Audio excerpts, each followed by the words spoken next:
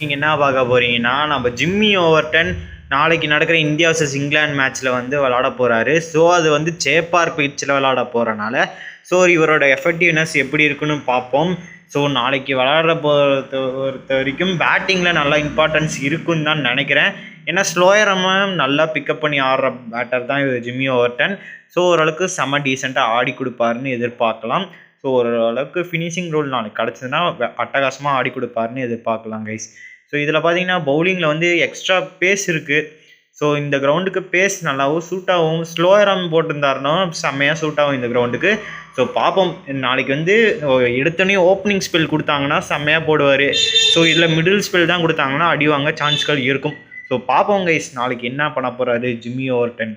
So இன்னொரு பக்கம் பார்த்தீங்கன்னா SA20 கலக்கி போடுறாரு நூர் அகமத். ஸோ யாருனாலையும் அந்தளவுக்கு பிக் பண்ணியே ஆட முடியல அப்படின்னு தான் சொல்லலாம். ஸோ இவர் வந்து எது சவுத் ஆஃப்ரிக்கன் பிச்சிலேயே வந்துட்டு ட்ரபிள் பண்ணுறாருனா சென்னை சேப்பார் பிச்செல்லாம் யோசிச்சு பாருங்கள். ஸோ வேறு மாதிரி இருக்க போகுது.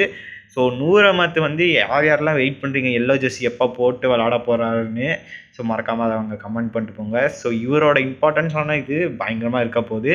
ஸோ இதுக்கப்புறம் பார்த்தீங்கன்னா நம்ம சாம் கரன் ILT20 நல்லா தான் பர்ஃபார்ம் பண்ணிகிட்ருக்காரு. பேட்டிங் பவுலிங் ரெண்டுத்துலேயும் ஓரளவுக்கு பர்ஃபார்மன்ஸ் பண்ணிகிட்ருக்காரு. பவுலிங்கில் அடிவாங்கிட்டு இருக்காரு தான் சொல்லலாம். ஆனால் சில மேட்சஸ் நல்ல ஒரு வந்து ட்ரை கண்டிஷன் பிச்சு தான் இருந்துச்சுன்னா செம்மையாகவும் பவுலிங்கும் பண்ணுறாரு. ஸோ பேட்டிங்கை பொறுத்த வரைக்கும் ஒரு டீசென்ட் நாக் ஆடி கொடுக்குறாருன்னு தான் சொல்லுவேன். ஒரு சேசிங் வந்தால் நீட்டாக வந்து ஒரு எண்டில் பிடிச்சி நின்றுட்டு அழகாக வந்து சேஸ் பண்ணி முடிச்சு கொடுக்குறாரு.